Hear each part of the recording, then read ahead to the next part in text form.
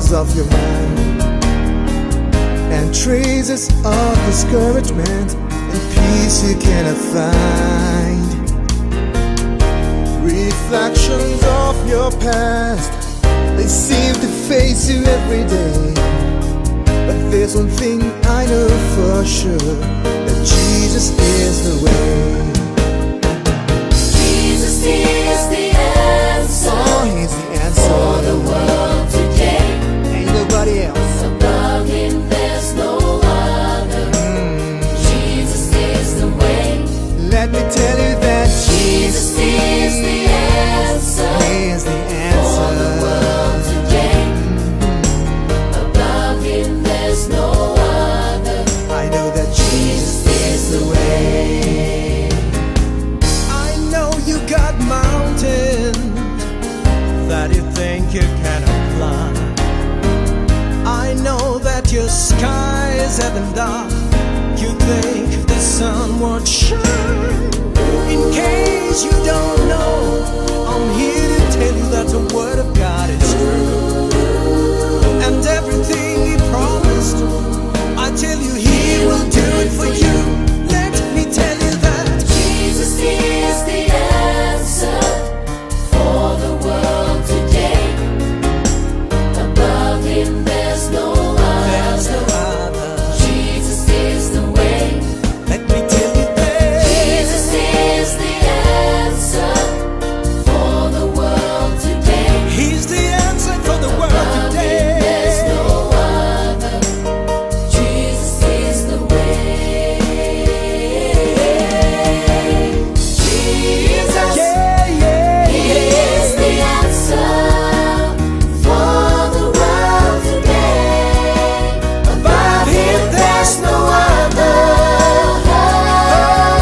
Oh, Jesus. Oh, He Jesus. is the answer for the world today. I know that Jesus is the way.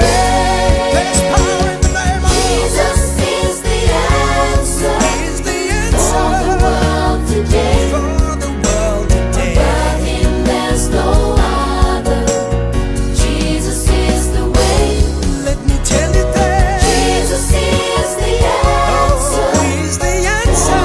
world today. Above Him there's no other. Oh, Jesus is the way. nobody like Jesus is the way. He's the only way. Jesus is the way. My sweet Jesus. Jesus is the way. Jesus is the way. Jesus is the way. Jesus is the way. Jesus is the way.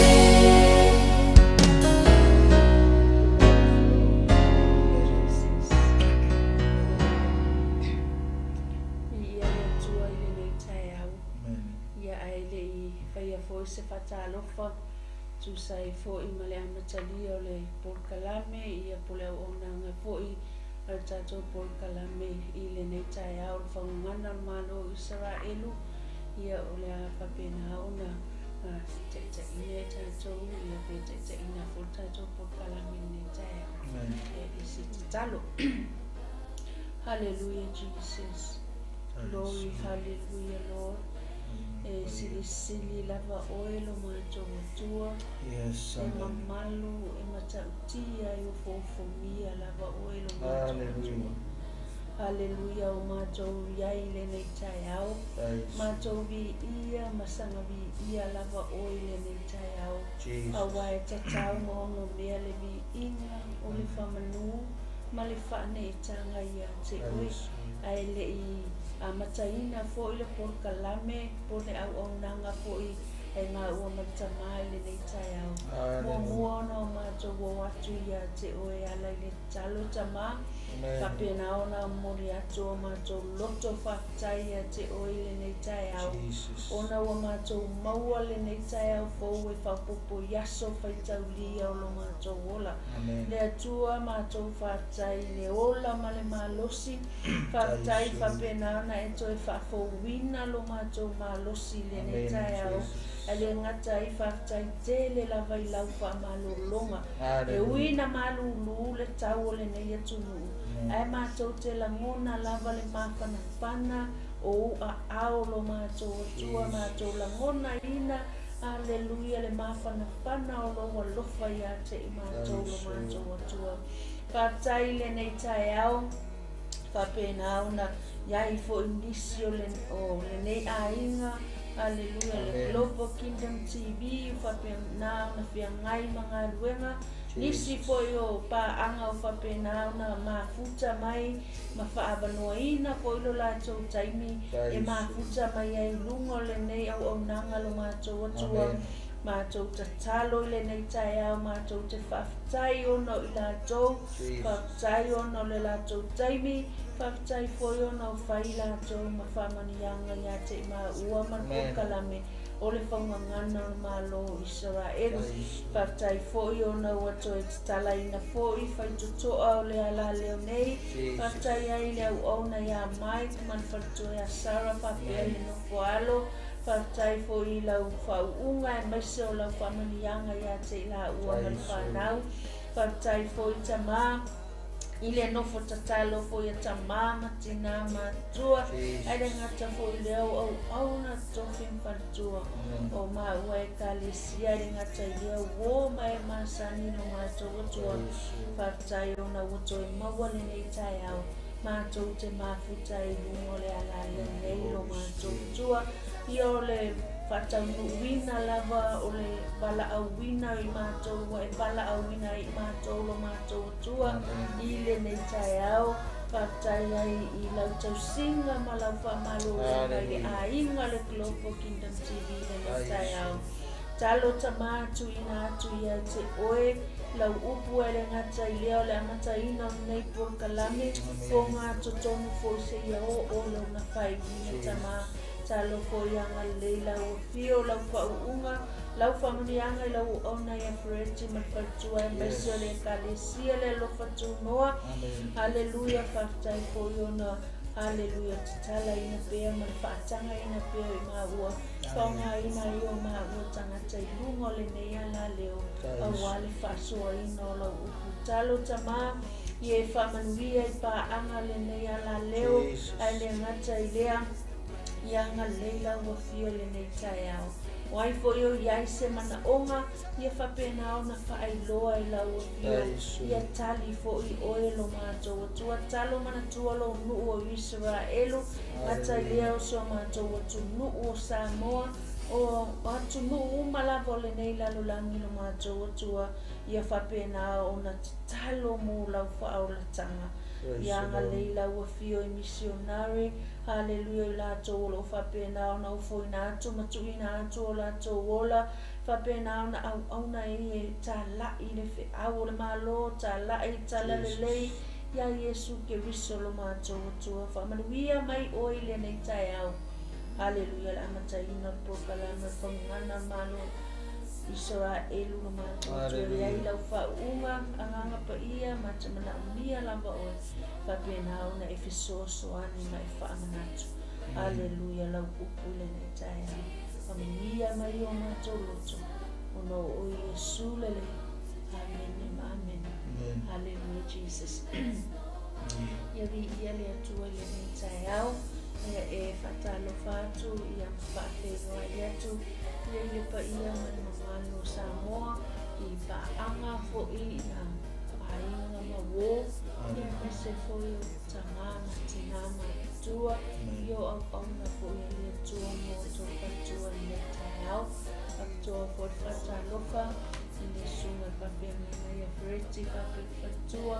Ia mapa ia na mamalo o le kalesia. Hallelujah. Ia lofa tu noa whatalofa fo I le ne tai au. I le pepe au ia mai. I le ne tai au. Whapena au na Hallelujah nei tai au. Ia sila mai fo I tua atu le background ia whapena au le mata ngō pia ia I le tua. Patalofa tu fo I so maua e kalesia le li o file mo. Io ainga ma wō. Wai fo I fo mai le nei tai au. ia whapena na leira nganga o ia tua, whaangana rama ia te oe, whasosoani ia te oe, ia whapena fo iona hanga leira mai moa mai nei tai au, ia whatai fo ia ona o le ainga o le Global TV po pa anga fo ia le nei au a pokala, ia whaftai ona o lau te talo, tai fo iona o lo mafuta mai nei tai au, ia whaila pa oe, ia mawhamani anga ia te ngā o tama, ia le tato pokalame lono, skurunga le otu le nei, i nei tai au, ia le au nanga fo le ngata, na whasoa atua i le upo le atua, ai tato ia whapena ana ia se mea o e mana o ia, mai le pese sa taina le nei tai au e amata na, and Jesus is the answer for the world today. Pandai o Yesu fo i o le ala. Hallelujah. Ia te taitonu ia o e nofo malama iai o le ngata o Yesu o i o le ala. E whenai o ia o le tali. O ia o le tali le ala vasemana onga. E a se whakita au ni hanu ia Yesu. Hanu ia Yesu. Awa piona iai le pese le tai au. O Yesu le tali. So semana onga la ho te whaiatu ia te o le tai au. Yesu la tani mai onga tani mai lo whakita auli. Tani mai ko i ka whai o ia se mai. O e mamamia e whamano le tani tonu le suafa le o Yesu. Tani tonu le mano le toto Yesu. Mai e upo le whianga ka i a tu mai mai. Ona whanamana. Tani tonu nei mai e ta ulo tu. I le ne tai au pe a whai o e la mona.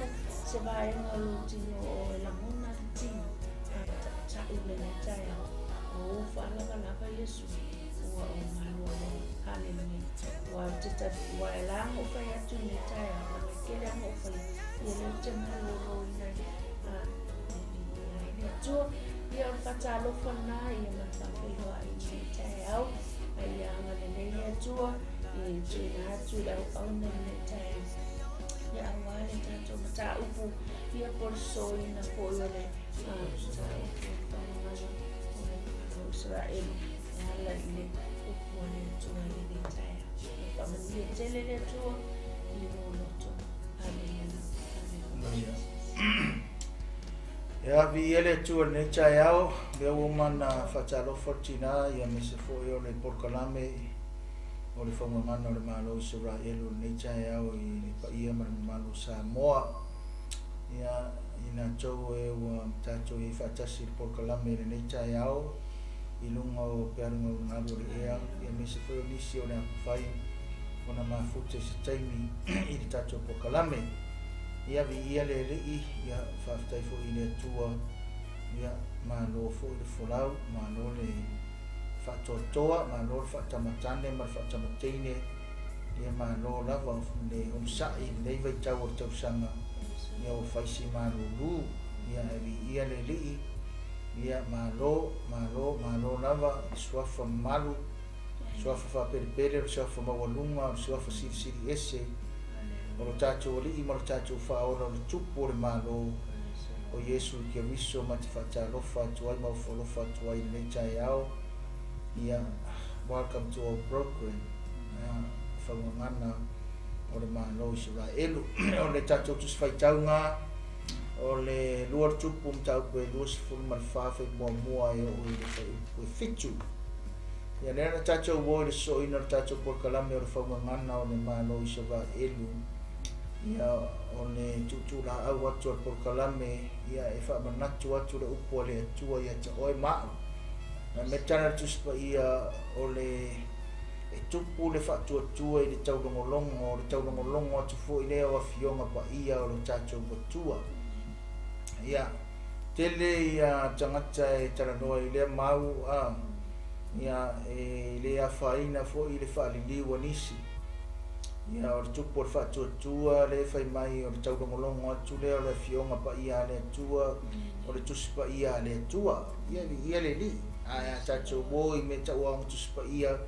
nanga i te wo i se mai moa mata le tatou mo porkalame ia ona mai tau mai foi lea wai e tara na tunu ia o tatu tunu wai mau e mai tau mau e falele ia ai ole pei ole fali wina lava ina to e poto su tu spa ia ole mau ia ole vai nga foi le fa pe ole fioma tu sa o mai ia le tua nga winga tu pu tono sa ninga e tu pu tono ma futanga fa mai na ia ole fali di wina vai nga alu le vi inga ile tua ai nga lue mai le tua ile manna le tua e au mai le upu mole e kalesia tala noa na le tangata whapeina o le oa o le taitai po o le whaiwhi au tala noa na le whaiwhi au e mo moli le upu lea le tua i le taimi lea whaimeno na ia e tupu le whaatua tua i le tau longolongo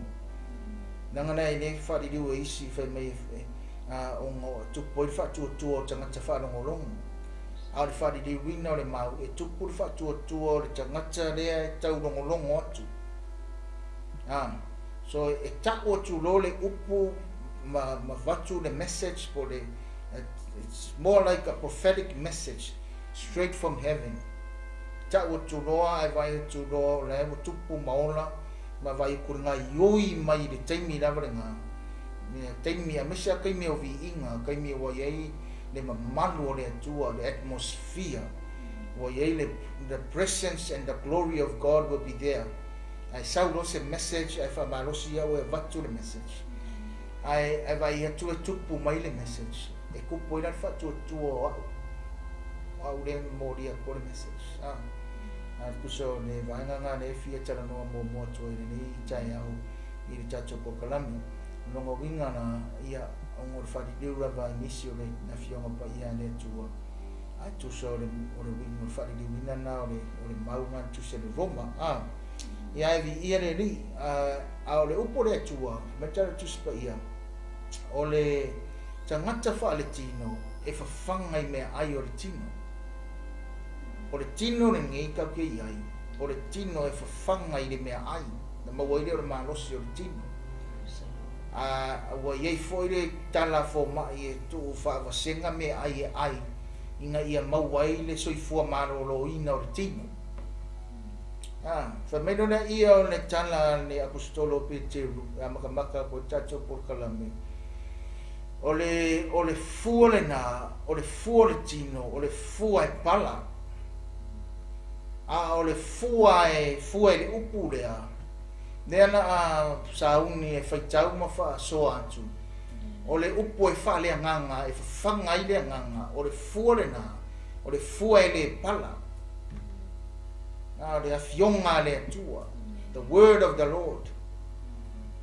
Ole fuele pala, ole America, ole perishable fruits and imperishable fruits. Perishable fruit ole fuele pala, and imperishable fruit ole fuele pala.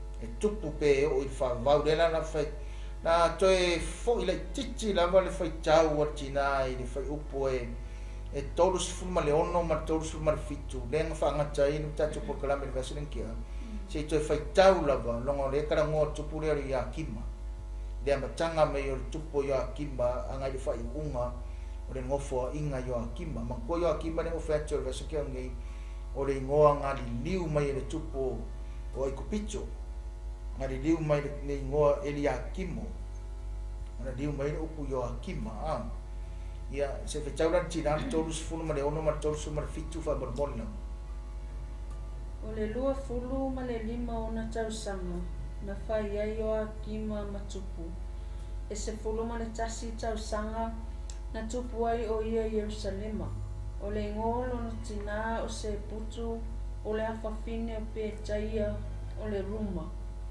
o ia fai a fo ile ami o le anga i luma o le ali fa pei o mea uma na faia e ona tama ngana le na amacha mai ai le tacho por kalame le necha e or FAUGAGANA le MALO ISARAELU ale o ngana na le toi fai tau fai po tou suma le ono e fa manacho mai ai acho o le fai ungo tacho por kalame le na i tau le vai aso le tea le na tau mai ai fai po tou suma le ono fa mai o le lua fulu ma le lima o na tausanga na whai ai o a kima ma tupu e se fulu ma le tasi tausanga na tupu ai o ia i Yerusalema. Na ngowinga na e lua fulu lima tausanga whai roi o a kima ma tupu. A se fulu ma le tasi tausanga na tupu ai o ia i Yerusalema. Na whamerona ia o le ngonon tina o se putu o le awhawhine o pe taia o le ruma. Tau mai ima le ngonon tina. Whamerona i whai patolu suma le fitu na koe whai kau le tina. Ua ia whai a fōi le ame o le anga i lumo o le alii. Whapei o mea uma na whai e ona tamā. Whapei o mea uma na whai e ona tamā. Pangana le malo Israelu ne tia eo pe o whai atu lisi aso. O tupu manofo ai ngā tupu. E tau mai ale tamā, tau mai martina. Ai, o leo na suso por kalame o le whaungangana o le malo Israelu. E tau mai tamā, tau mai martina, kau mai maritupu, kau mai mana ngofo a inga o ngā tausanga ngā tupu ai, mā ngā mea ngā whai. Ai umangi, le whai mai whai upo e tolu sumarifitu, whai mai, ua ia whai a fo i lea mio le anga i lumo i ova, whaapei o mea uma na whai a e ona tamā, e li ka ua mainki ngā. Ai ta uma ia le ngolon tamā, ta umai mai le ngolon tina, ka umai mai kupuanga o tina, ka umai mai kupuanga o tamā, le wha solo mai. Ai whai i lea mio le anga, e whai whaapei o na whai e ona tamā. Ao e mai tau mai i tato por kalame, o le tupu e le lei. A le lei na le tupu, whai mai, o na ia whai a leo o mea umma e le lei lumo i ova, whapei o na whai e lon tamā. Ai, a le anga mea tupu e whai mai, o na ia whai a leo mea umma le anga, po mea le anga e tele, i luma o i ova, whaapei o na whai e ona tamā. Ang kua mo whai aku i risi aso, o le whea ngainga tuai lava, o le whea ngainga whaapei o na ave le atua, e tele lava i na ave le atua, le upua le atua, o a whionga whetalai le atua, ma mea lava, ave a wha le atua tamā. O ngā re ngu o le atua, ma mea whapenga. Nā ngā reka whai le atua e introduce ma le ngu o le atua. Ia me ka o le headship, o le lordship, o le fathership, o le leadership i kokongo le ainga. So e wha manatu rana matanga le polokalame le neita e au, e wha whangu mai a tātou umalava, nanga wao Pastor Mike, ia ma oe fo i o le tamā. Le wha manatu mai i le tā ua o le tamā i tutono le ainga, ia maritina fo. Nanga aru taimine al whenga inga tuai, le tā ua i o le tamā. Pei langa e wawai e winga o le whenga inga tuai, pei e mā tele lava le awali i o sons, o atalii e vai taua mio o latu tamā. E mai taua mio o latu tamā. Anela fai tau fai mua fa mo le lua le tupu e 2.4 fai mua. O lana no foa inga, nā roa e aine pukanesa, le tupu o Papelonia. O na whai to i lalo ai leo i a kima ia te ia i tausanga i tolu. O na toi fōu ai lea e ia o ia. E so se tangata lava e a mio leanga. Ma tō anga e whai mea leanga. O le tangata e to i lalo. E to i lalo popo. E ola i leo langa. A o se o langa to i lalo le o lai. Mai vai le o mo fai tau tina fai mua, si toi fai tau mai fai mua fa mal. O lana no foa inga nā rua e aine pukanesa le tupu o Papelonia. O na whai to i lalo ai lea o Joakima ia te ia i tausanga i tonu. O na toi fōu ai lea e ia o ia. E so se tangata lava e whai mea leanga. E le ngata i ngā ola to i lalo. Ai ola foi e ola whaatau te e ola whaasau sili le upu ngā fōua and he went against the king of Babylon, Nebuchadnezzar. Ai nga sau le tupu leo Nebuchadnezzar, i le whai mai to tono le tolu o tausanga. Sau wa wha to i lano i le tupu leo yo akima. Pena ngo whai atu, whaunga ngana le malo Israelu tutu la au wantu al porkalame le neitai au, sa moa marsila mai moa marfa fonga mai. So sta ngata lava e whaia mele anga, on memo mua ia tatou i loa, o tangata e to i lano. E to i lano ano ngaolanga. Lua o le tangata e Fou Valley. E whatau te. A whatau te e lan tangata wale, uma whamamara matu e whaipo e fitu. A reira whaitu e lau tala. A whatau te e lan tangata whamawalunga ma whasau sili le tangata. E ngalo i le tangata. O mea umalenga ke whaianga i lesi tangata. O la e whai. Whapea a uia. Whakakengana wa umatina. E vave, whapea uia o mea umai e whai le whamawalunga o le umawofau. Mari whasau sili, mari whatau te. Ai o umangumalo e tina. Pe tina fo ia tia. A o mea umai whai e whatau te, mari whasau sili, mari Fou Valley. La e whai, ai whai. O mokwa moki ngoa. E makwa ko ilalo ar tangata e ola whapenga. Nanga dela whamamarama mai. I. Ala whai taurar whai upo e lua.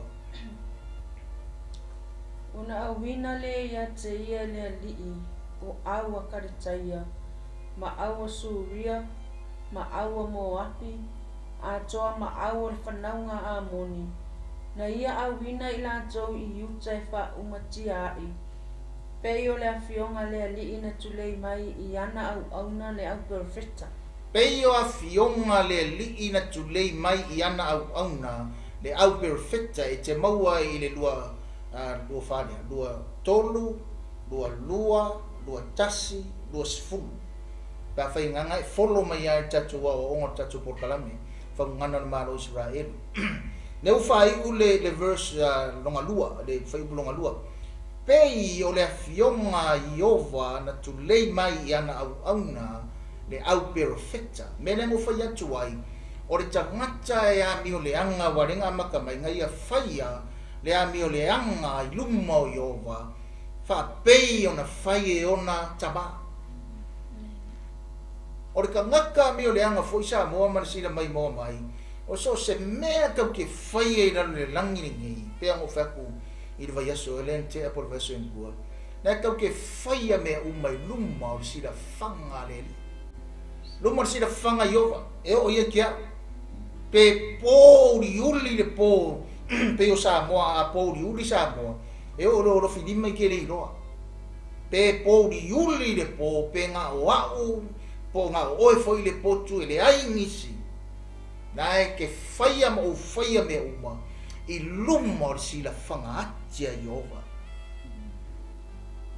A lewa ngalo i le tangata wa ia whakau kee. Wa ia whasau sili, wa ia Fou Valley. Wa ia whaia me le anga uma i luma o Iova. I le vāla ma lesi tangata. Mankua kupu mea ia. Vā lesi kupu ma lesi kupu e eda authority. A nea wa ngalo le whaingo o le kou akensi le kupu o paperongia. Ngalo i. Nea wa ngai oi mai le atua. Mea ngango whaia koe a koe whasora buli kua lau whaitau. Ba e wholo mai whai kako porkalame. O le wha maoni o le atua i rana upo. Nea. Pei o le awhionga Iova na tulei mai i ana au auna le au perfecta. O le kele lau tangata whasau sirim wha mawalunga le taimi nei. A whātau te e le tangata i le tangata wo au auna le atua. Ai ngalo i le tangata. Wa o i le kimia le atua. E ngai yoi mai ai le atua e whātau una na upu. Nena le amakanga le verse whai mai. Na awina le ia te ia e Iova o aua kaletaia, o aua suria, ma aua moapi a toa, ma aua le whanaunga a moni. Na ia awina I lātou I uta e wha umatia ai. Wai renga awinga mai ma whakauwinga me umaia o le atua. O le atua to tasi. Nanga ne whakua whafo I kuare. O ngai mafua mai ngai luma kua pasaro verse ngai luma kua le la vave kuera utanga. O nga o le tupu le ngoi a manase. Ma kua kupu le ngoi manase na o whakua I. Wa ngalo, wa wha ngalo. Wa ngalo I le mafofau o manase. Le winga ngalo upu manase. I wha e peru. Wa ngalo ia manase. E ile e ise a kua so I fua. A whai refe mai. I know God. Ia kei lo le tua. A o mea mai e whai. E whai e whakau ke e ma wha ma wha sausili ai le tua. Wha ono ai le tua. O le telo tangata teimi nei sa mo mara whafonga mai. Telo tangata e pepese ka ngaka e loa le tua. E pepese foi ka kou dau whaora inga ma kou kei loa whaora kanga. Ma kou kei loa Yesu. Ngā ngā pepese they just saying it. It's just by words. Ai esse ma maur mele elu I leo langa. Esse ma maur mele elu I wha mua mua. Esse ma maur mele wha ke le I ailonga kaimi. Ai kango wha pasenge lo taimi ma lo taimi le aso. Ai kango le wha pasenga wha pea. E fia pasenge o lo wola I le aso. Wa kele ngā lui merkini. A lele waka ko por kalami. Fa fetai ate o inga ke ko anga. E o ko ngora ka vale, e o ko ngora fale, e o tono ia vai no farfengar venga ke o fa sa ai ki e kuri ai oi. Ai break na heru la ai. Ki yang e ka ko por kalami, ko ngora fale ai nga. Na ki ya ma fa longo lo pole tua. Na e paseng ya oi. Wa abu ia oi. Ia ki ngā fo e roa kwa ki ia nanga ki ia ngā moe ana ia na e alua ia ne ale o klopo o I la tato maona e alua e kongore poku ia mo whalongo longo ko ia mao mo manguia ko ia mao alea ua ngā lue mai le atua whakau ngu e le atua na upu iana au auna le au perfecta nanga ngā sau perfecta o Isaia whai atu le tupu nga ka fai aku ma ye pe fa fo I kua ya mio le anga nga fai mangasi le ana wa nga lue me na tua fa me fai pe lua ona awina le ya te ia e Yehova o ia nga o le kupu le o Joakima e Yehova o awa kalataia suria mo wapi ma amoni ngala ko boya a winga ya ele tu au ai fa uma kia yuta langa o le mta upunga e busfulu fa solo meinga fa mai le o perfecta o fa pe nga feta lai mai o yoma o nga wa e faia le amio le anga wa e ko e faia kupua wa e le ma fau manase I le fale o le tua wa mai ko pua fa ku ko ngol fale o le tua wa e faia me maululunga wa e fa masa le toto wa e ave wa tali I le afi e fa mu wina matapua I atua ese o le malu po le fale na o tautoa I ata vita msolmona ma le ai ngo fa atu I ai o te tu mau e fa vavau awa wa e toe au mai le anga sala e tele tala le atua ngā fai perfecta o Isaia fai le tupu fai mai o le mea lea o le a o fa o atu I uta le malaia fa mai o te sei ate o e wha peo na o sei le la au. Ma o fufulu ate o e wha peo na fufulu o le tānoa, ma whawhau. Ai ka ko mafufau le tato purkalame. E ana nga mafufau mo wha peo. Leo nga ioi mai le atua I whakanguinga talang whai perfecta nga o le maure o le verse le talang no atua. Nea na wanga dua mai le tua. Ta or kei me whakahua e furuinga o Yerusalem. Lea ai o yuta. Mai ia tia o le tua sa mo mar whafunga mai. O le tua lofa. A o le tua fo I o le tua e whamaoni. Whamaoni na upu. Whamaoni na saunoanga. Whamaoni na whetalenga. Whamaoni na fionga ngā mai perfecta. Whamaoni le tua.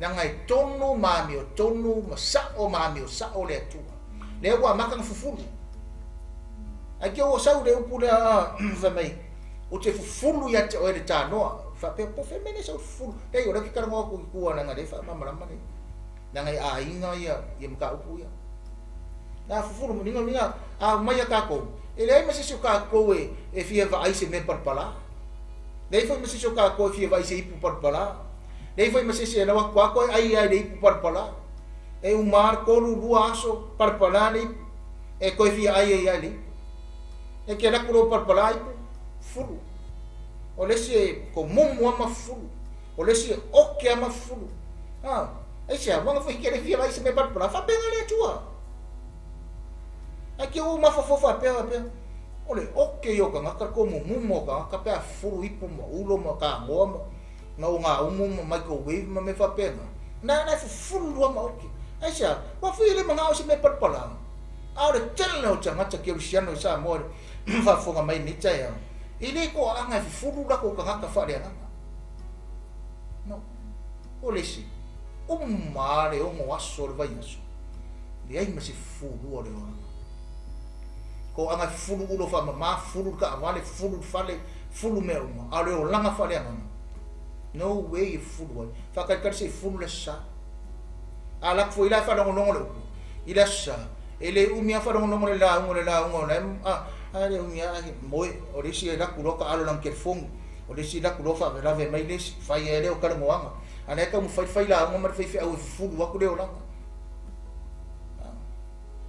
ya a winga me le tu a winga me fa umati ale ai nanga ya lo fa le tu ai ami ko mu ne tu sa mo mar fa fonga me chacho por kalame e lo pole tu ala ngai le wa ma fa le ki au ale pole tu fa me ya ngai wa e fa tonu e fa poto nango mga minga ka poko timingi mga mi tanga the wisdom we need wise people e lo fa la ko feeling nanga pe mo fa ya tu la fa ka ke fa pe ai le do le tu ana ngai oi mai o le tanga ka poko ma ke lo ke me ngai oi mai ai le tu nanga tanga poto ma ke lo le tu mai lo ke me ngai oi mai le tu ma mai lo le me finga ma lo le tu ka o le fa ai fa mai tara pe mo fa ko vesu ngi ma tanga ni kala sala o le kanga ka fa me le sia tu o ka ka valia fa peda oh it's only those people they don't believe in God, they atheists, they Muslims, they're out there no o isi ka ka le ko o e la ki lo le la ko a ka kongi ko kongo le a ingo le tu we just saying it nang ai ka ki lo le ka ka lo le le tu I fu o me fa na fe ka fe po to ko ta tu no o le fionga lava le li na o ai le me ia yuta ina ia na ave ese ya te ila jo I ona luma ona o anga sala manase e tusa ma mea umana ia faia o le fionga lava I ova na o ai ia mea ia yuta ina ia ave ese ya te ila jo I ona luma ona o anga sala abanasi e tusa ma mea umana ia faia mai ue pa fa pe anga sala manase ai le ia sala wai ma le ngu alanga wa fa longo le ngu ile kupu bangase o le tupu tamacha ai le fa longo le ngu ile tupu ma le di ioli o le tuanga au mai ana ko mai ai kupito e au mai le ngu nga fola I fa mai la I o le pe ko fo I ai ko le lusi fulu onga ua sili atu mea nga faia e tangata lava o le atua o le tupu o manase maka ngaka o le ngu o le atua sili aku I mea nga faia e tangata o ngu ese le au sa amori mane au moa pima mai la tau o e nga ngofo mua I le ele lea awa mai aka ngaka nga fai mai o le ngu o le atua ma tangata o le atua o mai ngofo I au mai o sili aku le ang sala wala ko faia nanga le ang sala le o le kene le ang sala tangata o le nu o le tua nga faisa bo ma le fa fonga mai nga fai lava ma le mauti noa nga fai lava ma le loa nga fai e wha ono ai i le atua. Ka kau ke e ai i le atua. Ai le mawhai e tangata. O nga wha tau te e wha sau sili. E le mawhai fo i o nga whi ngau le nganga o le tangata ma le nganga o le atua. Ma le atua, le wanga yoi mai le atua. Fai mai fai upo e tolu, fai mai a, se koe fai kauri tina wha mani mawha leo kele. O le awhionga lava a le ali. Nau o ai lea mea ia iuta. Ina ia na ave ese ia te ina tau i ona luma, ona o anga sala manase. E tusa ma mea umana ia whaia. E umo wha makakalakua ia ki oira sala manase na whai. Mea lava. Koe whai mea maururunga wo o kongo re whale o le atua le mawhawhau o tupu. Le mawhawhau o tangata. In fact, e mwhai o ngā wao mai le whaunga ngana o le malo Israelu i a tātou i le neita e ao mai la tau e o la mai mōre por kalame i se taimi. So se tangata lava e whai mea maualunga. So se tangata lava e whaualunga. So se tangata lava e whasau sili o na manatu mona la mona. E le ngata nga whai mea maualunga i whafo. Ai o ai ko kongo le whale o le atua le mawhawhau tulo. E o i ko kongo le manu o le atua, e le mawhawhau e le tangata e whamawalunga. Nga saula ia o whaia ia ua peia ua ngā o ngā ia, ma le pule i ko kongo le whale o le atua. Ua whaia i langa pule, ua whaia i longa malosi, o lesi e ufi le maa ngaia o ngā upu. A o le tangata o le atua, ngā kei loa lelei, mea umalava i to tonu, o le li o le whaale nganga le tu. Na mele whai koe tonu, o le awhionga lava i ova na o ai a mea i a iuta. Ka ale tatou mafutanga, whaunga ngana le malo Israelu sa moa, o le awhionga lava i ova, e o ai mea uma lava, tu sa lava po o le i a ai o Yerusalema, o le a ai pa ia, o le a ai o iuta, o le whale o le atua, fai maina i ore tala le atua, onga pe a fai. E tu maua i lo ungoa, o te va ai, o te tu maua i e whavavau, pe a fai. Pe a fai kau e. Pe a fai e tu mau le lu nei, pe a fai e tu mau o la tau loto i a te au. Ai a fai, e nā tau te li liu ese, nā tau te le whalongo, nā tau te le usitai, nā tau te le tausi polo inga, ai toi whaasanga atu i atua ia. Nanga ore mea whainga i, pēr kako o mai titi atu i ai, ore mea whainga tā i, ngā o mai le ngu le iau ngā kama, ngā o mai ngā ngofo i o, i le fia se lau kausanga, pe whase lau tausanga pe ngā ngofo i ko pito, o i ko pito, kasi lea ngu ifo i kupua. Ngā o maina, ua mkwa a fia o langa i meka o rifo kupua.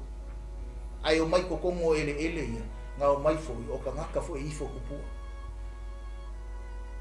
A lea o le whawhitai lea tua, lea nga e leo se tala stangata, ngā awa ese mai ai le nuu e leo se tala stangata, ngā reio ngā ngofo i le nuu e leo se tala se perfecta, e leo se tala se taitai se tupu po ai lava, o le tala lea tua. Mose sa wea mai lo nuu o mai na lako woia ki au a mai le nuu lea, ngā mai e lea fionga lea tua, ngā kai inga mai le upua lea tua, i lunga ni mongo sinai, mai tuna fono, fai le maru, au mai ai le finangalo lea tua, o i kokongu yo, le iei le upua lea tua. O le upua lea tua e le suia, le upua lea tua sa moa, o le tua e le suia, o na nafi o le soe o le whavau, o le upua lea tua e tu mau lava le upua lea tua, e le suia lea tua e lana upu. Pe a fai e whalongo maustai, tausi poro inga mtu la fono no vati a mose, tau te ola ai, o te tu mau e whavau. Pe tai. A fai ko ke li liu mako o ese, lea, mga ioi mai lea tua. Nanga le iei luma aku le sipor kalame nga whai mai, a o ranga nga ioi mai lea tua, ai whalongo iai, le ngau whai akoi, ai whalongo iei talinga whai mai, e taa lili iei talinga e lua, o tangata uma, aisa, nanga i wha maongi lea tua.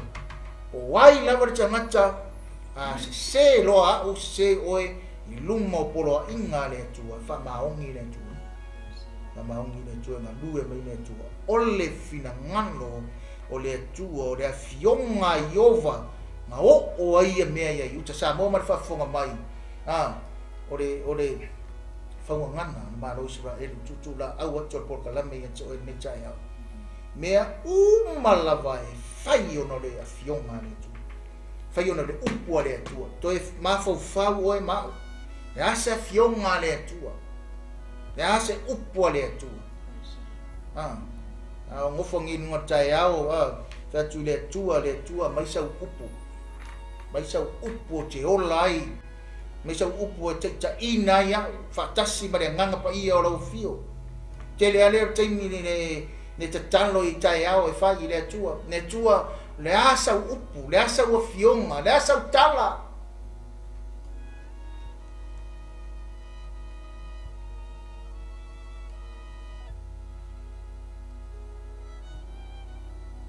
Le asa upu moa. O au sikepu uma le aso. O au me fai. Feo ke alu iai. Le asa upu. Ai ka inga ia ue le nganga pa ia o le tua. Langa le afionga le tua fa tau nu ne uma. Ya ka ko kan kongo i opo le tua. Ai makola ngana sa. O le manuia o tangata. E ola i fa tua. A ola ka fa tua fa ko le wai fa tua mak fa ngana. Nisi mak fa ma ko lo fa ngana. Ora ko lo fa ko le tua fa na wala ngana fa i fa ko. Ang pa ia la sa tala la wale fa. Eu da kula le fa mama me fa manga ia o poreli kasi le winga o fa tu ka ko lo uma winga o fa tu telefon changa che fa mama minga e fa tu e fa me o ta tu le tu sa na fa tu kasi le winga o fa tu le fa tu o lo ka ngo ya mai le tu mai fa ma o a ma o mai le tu that's faith believing and trusting in God relying in the unseen things. Na o ka ko ale ai ni fa ko nga ka ko wa udea o ke poko ke barosi ke le kupe wa udea va ai me le tino mai o me ai o ro ka ko pu fa tu por ese me le kupe le me ai le me na o mai fa God what are we God why because we invite God in our life, bringing God to us. Mukak fa le tua ule ai ya se me ngi ai. Wo maro ka maros. Le ai so ka poko le ala ka mera fa. Bringing God. Fa ko au mai le tua. Ke do mo moe, ke do ke do ai. E fa ka siro kom, le fa pena. Ya fionga le tua. Ko fa ngaku ya ki o por kala me fa ngana malo Israelu. Ina nei chai au. Ka ko invite le ko ya oi. Invite le tua i lo wala ma lo waso. E ka fai poi fa man. Awa fo ne toto o ele sala. Na ia fa malingi ina. Awa na ia fa tumuina Jerusalem i le toto o ele sala. Na le mawhaia le alii o na wha maangalo ina ai. Thank you. Si koe whai kau wha mamoi. Remember mai whanongolongo le mai le toto. Awa fo'i le toto o ele sala. Na ia whaamalingiina. Awa na ia whaatumuina Jerusalema i le toto o ele sala. Na le mawhai le alii o na whaamaangalo ina ai. Le toto e tā ua tere le toto, langa le toto le ona o le tangata. Ai so se tangata lava wale ai le atua marona mafufau, wale ai le atua manona o langa, wale ai le atua mana me fai. Paude le me o iai, o le kango wha sala tangata le sala. O le kango kua inga le se, kua i le leanga, kua i me uma le tangata i le sala. Ngai ka mawhai la ia mo kau mawhai, e wha sala le tangata i le isa nga sala. Mea, mea mga se mawhai. Wha malingi le toto le tangata i le sala. Le isa se. le o mai a winga fa manase kai miningi o mai a winga fa ne wa ngalo le tua wa ngalo le mafau tonu wa ngalo le mafau ola wa le ai se tua mo fai ana mai fa malingi le toto wa le mafai ai le tua mo nga ko e fa fo i lo fina mo fa malingi le toto tangata i le sala fa malingi le tangata ma sala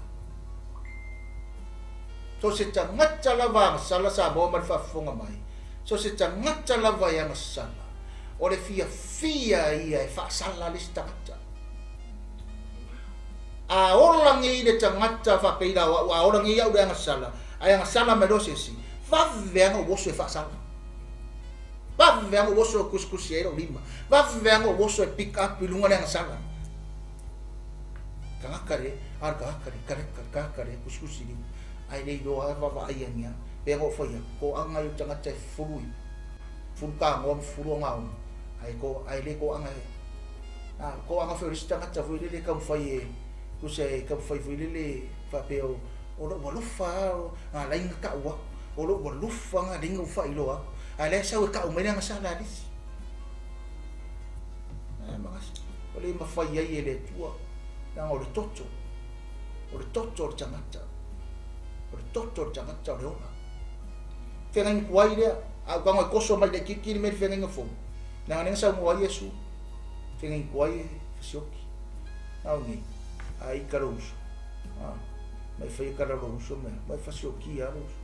Na fengen kuai dia mari. Na oris. Edo koi fa mari koko kako. Meri, ore fa mari yang ngama. Ore kuri yang ngama. O fa keva nga o fa ika nga o le nganga le kau sa wai pakakua ko yala ukala mala ukala ye o le ko sa sia nga o le se kala o folinga ma fa malo yala ye ma fa mapo yala nga loku ma nga kofi ma le va yang sia nga ka mai fa laka per fa rakanga ko kiki ka sa ave singa me ave singa lof ave singa mata ata se ve que foi pues lima o toe o mea na faia Joakima ba mea uma na ia faia e le itusia ea ia mea i le tusi o tala ino foa inga tupu o yuta toe o mea na faia Joakima ma mea uma na ia faia ele tusia ia mea tala no foa inga a tupu o yuta pe mo fa ko rasa kia ngi kusi umai na pe ora do wingo ngi ne ra fa mga ko ke fingo fi ka ko ko re fa so fa ingo tatu ko kala e kusi umai na fa pea o e resi angero fa mau ka ko me fa nanga ne fa metar tu spa ia pa ka ko fo iria o mai nga fa metar tu spa ia lu tusi mo tusi o ngaru wenga mar tusi no ngaru tusi reona ai wi anang fa metar la tu spa ia de apostolo fa me le o ngaru wenga ngi kabika sekas nanga ede a fa mamrama fo ngamia ele lenga wenga lele ta ua mau nga wenga lele nanga fa me fokus paya nanga nga wenga lele e fa yer tanga tai lokto lele afa fenga wenga foi lele e fa tanga tai le lokto lele e kongwanga ne winga kongwanga mau ele o nga wenga inga ngi mita setas a fire ka ngaka loko le lei nga ruenga le lei ele mika e ka o swa for le ko ana ngo foi me o le tu fa mo yanga le tu it's all about God. That's the reason why, because the Bible says, because God says it's all about God. I fire ta ngata e le no nga loko me le lei po le are ma ngai o nga me fai are le loko e pua inga mai se aso e o fiu ke alo fa la fe e o fiu kamo re wai bai fafo mo le ai mo ma ngai ya mere le o sau duma ai luai mai fafo tinki mangong de o por ele te mana ai fai loia to ai kusi mai na da la de talala ten fa ngano malo Israel wale la o fai uma talala ko anga fai me le wale kusi ko anga fo yo fai me le anga wale kusi e lau mulu ko lau wangi pesa de anga ole a ka ko fa mamara kikir me anga le lei e mawari ngor kusiona ai le anga e se angena na erurele se o ya fifa ba manga kuwa la kuskusi ko anga fese mele ngi yaso na ba ya fa ya kuronga pa iki alu fese mele fa ftai ai de tua tai sia mako wa onga fa fkai sia mako e kalesia ele fa pe o fa ko ala ko ke faia na ko wa ore paftai e tio e ke la ngonga lon musunga na pa yo le tua act do dengan menga mga ole tua fai kau fa lomo ma fai ke faia lo ke vai ko e pelesia lo loko vai sa ungi fai dengan kananga ne tua faia ni perfecto tanye paftai tele la mako wa ongo wo mai masangi me se foi si mafa nga fa lena ke la ngonga lo ke fa mangu yenga ko anga fai ko anga fo ya o e ke le alufa it's okay ta kusi se fe ka fe ko ni sorry fe ko on Wata oto fo iyo akima fa atasi maona tama ona solo wa ia ne ai lea yo akina lona tali e fai matupu ma fe pula e fitu e fa umai e le ito e sau fo ile tupu ai kupito ai lona lava nuu awana fa oa e le tupu Papelonia mea uma sai le tupu ai kupito pau mai le alia o ai kupito pau mai le vai tafe o farate umar chai me yo akima tu la i mai yo akina nona tali e fai matupu ma tala tu spa ia o umar chai me yo akima o nga ka o ko fa kasile o ia mauna tama ai kula i mai no nga kari ideo yo akina i fai matupu ai se i kako o ora ye de veia so fo pe a fo si mea yo akina ia se kako va ai ye ar mere ke mai fa o mai ne por kala mi fa mai wale to e sau foi le tupo ai kupito ai lona lava nuu a wana fa o ai le tupo Papelonia mea uma sai le tupo ai kupito pau mai le alia o ai kupito pau mai le vai tafe o i farate o i le kaimi o Nebukadnesa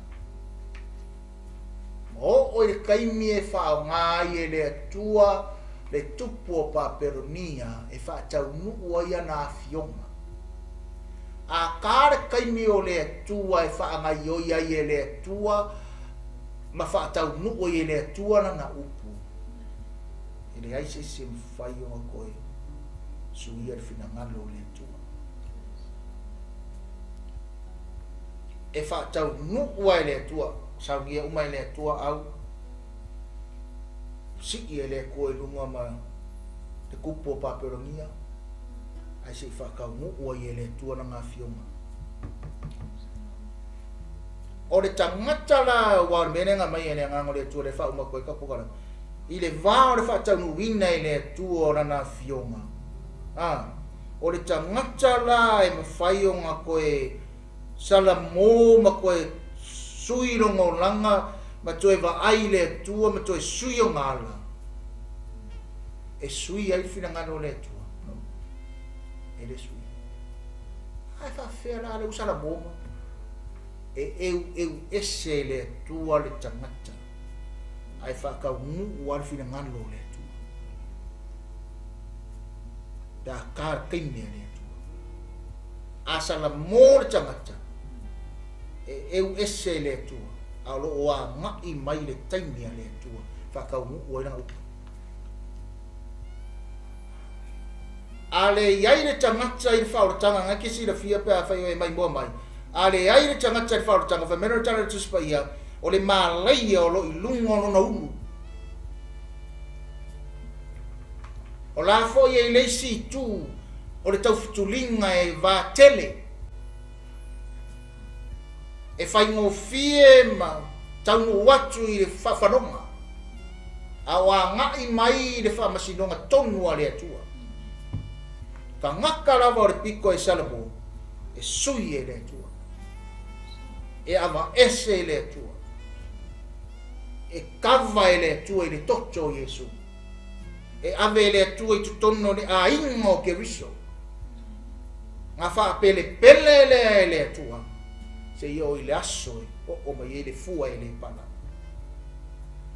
ka tau nu o I le manu ia e whawa ma a le atua a le a ngai mai a le atua sa moa mari whafonga marisira mai moa mai le nei tai au o le a fionga le atua e wha tau nu o I mawhai ai mea umala to anga e lofa to anga e wha maoni to anga e fōa to anga e wha alu lo teimi mea le atua pe anga o whai ako e ka mai wha pasengi no kei me o le lulu I tino e sere mai le tino le me pala au le lulu I le nganga sere mai e ia le fua e le pala mai po whea ngai wha te le lo teimi tau ngangana o le MALO ISARAELU tutu la au atu le meitai e o oai le MALO lea tasi a le whai unga le tua I le lua ngai wha maongi le tua e o fo yaki o e o yaki o wa o le auna po o le whaifi au wa o le whai a onga po wa o le tangata o le tua kasi a le wha unga le tua e le suia e le sawa o meanga e le sawa o mi tofi pengi sawa o inga o utalia le ame o tono le tua e a wala ia Yesu le ma pese le amatanga talia Yesu a fai tere talia Yesu fai mari na faola I lo soifua ma tatou ola wa io e ki ka mo I le vaana va tele fai ngofi ki le se loko le fai nge os furwai e ke le fai ase me ka ule tua ki le fika uspaia a vai ngai va tele vai ku lo kongu ngor le afi fa au le o tinga ina nga ruenga le ni fa maoni no mo tau ngor ni le ola fa fai le fai so fi filinga talia ile dio Yesu e fai ngofi ngare yoe au lo lotu mai tari tonu mai fatuatua mai tau e te maua I le ola e te maua I le tau ami o tonu ina e wana I fatuatua ia Yesu te only faith. What is faith? It's believing and trusting in God e le mwhainga e vai e mwhainga e tari tonu I whare ana ta mafa aftai tele lau fionga aftai e mata mai mo mai a fai mo te tonu le a inga o le li o leo ke riso o wha maa sia whatasi o mātou roto e reo staimi mātou te whata mala ia wa fionga ngai tār teime whatau nua I upu lea fai foi o lo te tonu le li o po le ala wā tele lea fai ala whiriwhiringa tangatara na I le nei tai au talia Yesu e fai mari I whaona o le whanguangana o le MALO lea o Israel o le porkalami pa penao na whasoina pa penao na tala ina pa penao na o mai a fianga ma pule anga le lei o le MALO lea e pule ai le macho bola talo le tamar na tina na tama ma tingi fai ana na filinga ia lava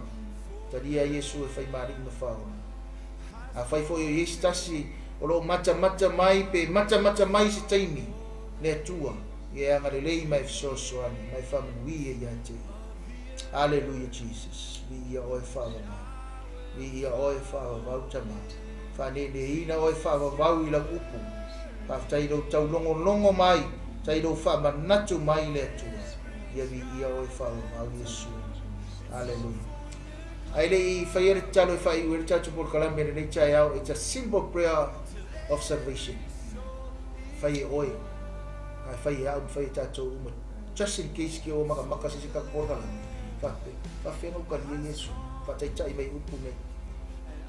Whataita mā mo la upu. O whaalongo ia. O whaasoa mai laulelei. O whaalongo ia.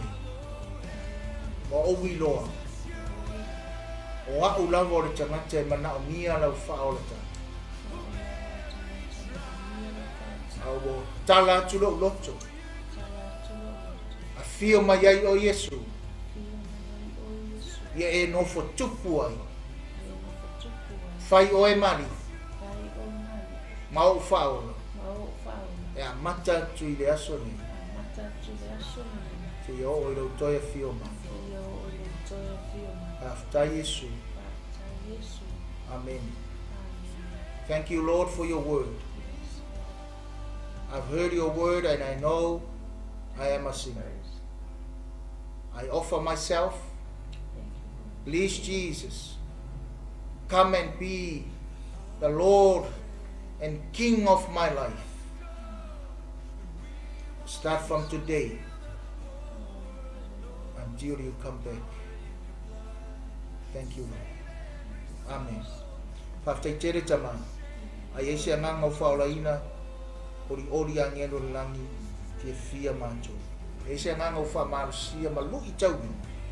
Whaftai tere tama. Whamanuia the Global Kingdom TV channel. Mia Pastor Mike Masara Marifana. Mesa lau auna ya Frenchi Matisia manofo alo. Maripa ia o le kalesia. Whamanuia pa anga masani. Le ala leo maripol kalami. Manuia le kalesia the Prince of Peace. Manuia I macho uma lava le tua I neias. Fa waulo fa unga manimana. Fa ftai a inga o Yesu. Amen. Amen. Ia vi ia le ali fa ftai tere lo taimi alofa tere atu. Tato Vailoa I ire ba Yesu fo.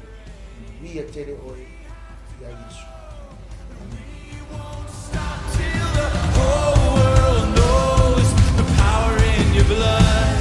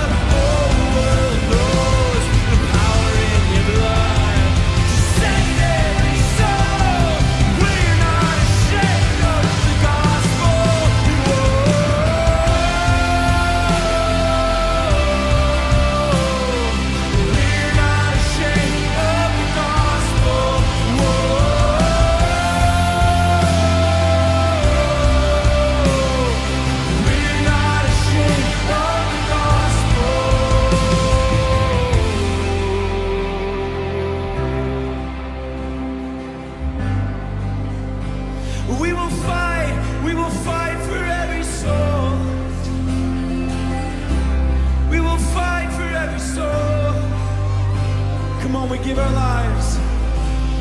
And I will preach the gospel. I'll die and be forgotten as long as you get the glory.